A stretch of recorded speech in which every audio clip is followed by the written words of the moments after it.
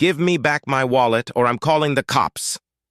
Marcus's voice cut through the noise of the bustling street. Trevor Adams, a man with worn clothes and a weathered face, stood motionless, holding the wallet in question. I'm not a thief, Trevor said evenly, his tone calm but resolute. I found it under the bench and thought it was important enough to return.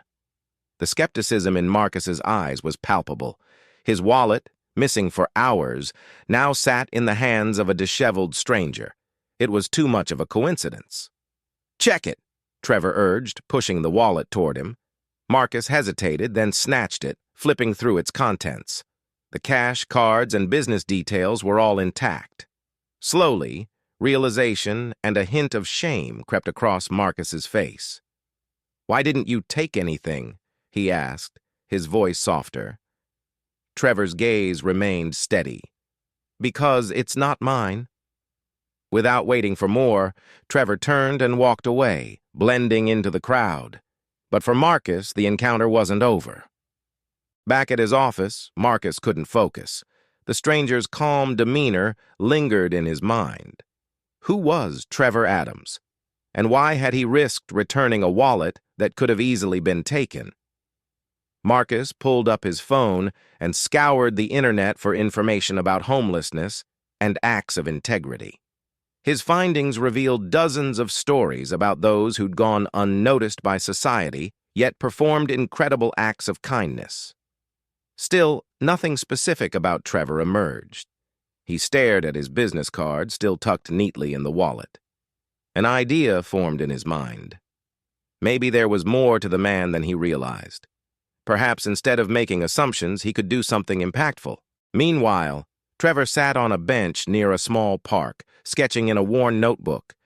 Each page revealed intricate designs of buildings and cityscapes, a window into his past life as an aspiring architect.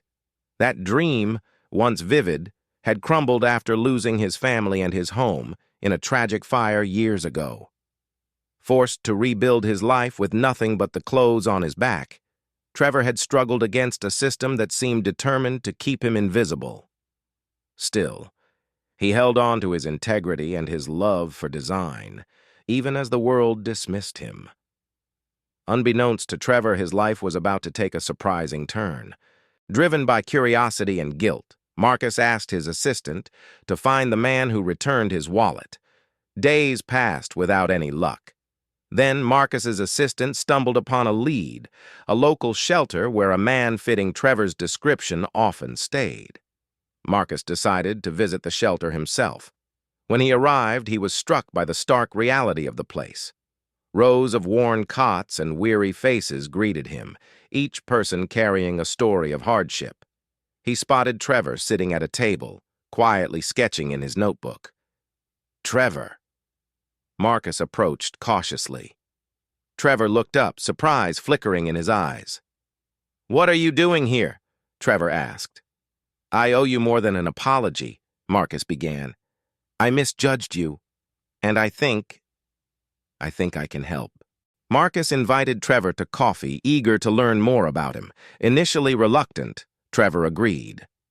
Over steaming cups, Trevor shared his story, the fire, the loss, the years of scraping by. Despite it all, his passion for architecture remained undiminished. "I had dreams," Trevor admitted, his voice tinged with longing. "But life had other plans." Marcus listened intently, moved by Trevor's resilience. He couldn't shake the feeling that fate had brought them together for a reason. "What if I offered you a chance to get back on your feet?" Marcus asked. "I'm looking for someone with vision, and from what I've seen, you have it." Trevor's eyes widened. "You don't even know me." "Maybe not," Marcus admitted, "but I'd like to." Marcus arranged for Trevor to meet with his team at Sinclair Enterprises. Though Trevor was hesitant, Marcus insisted he had nothing to lose.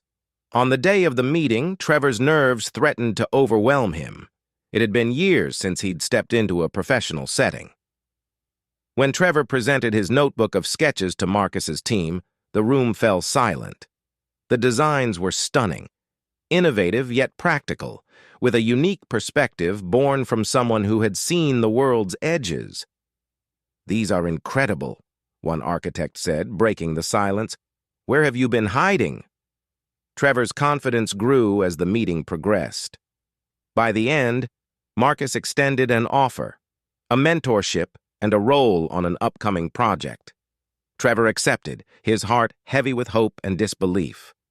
As weeks turned into months, Trevor flourished under Marcus's guidance. He spent hours at the drafting table, rediscovering his passion for design.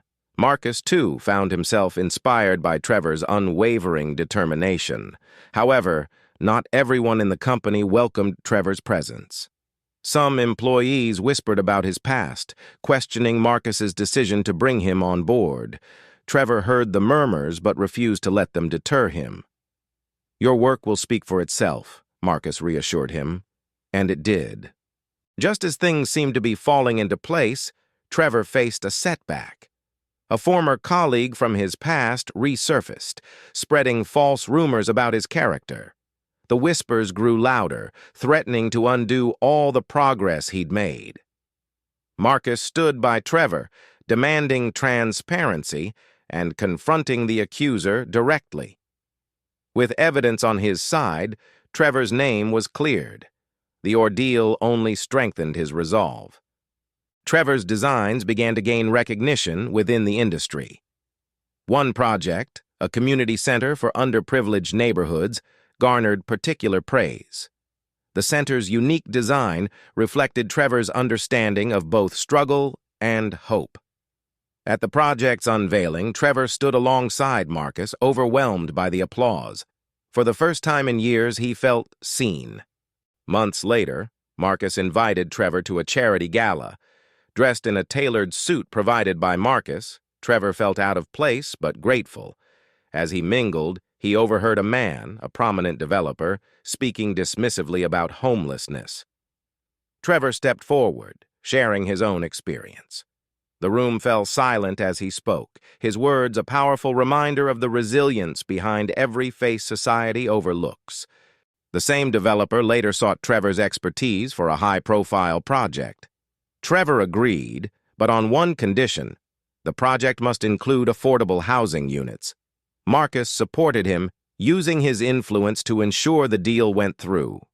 Trevor's insistence on justice and inclusion became a cornerstone of his work. Trevor's life had come full circle. With Marcus's support, he launched his own architectural firm, focusing on projects that uplifted marginalized communities. At the ribbon-cutting ceremony of his latest project, Trevor spotted Marcus in the crowd, nodding with pride. "Thank you," Trevor said quietly. Marcus smiled. "You did this. I just gave you the chance." Their unlikely partnership had transformed both their lives, proving that sometimes the smallest acts of integrity can lead to the most extraordinary outcomes.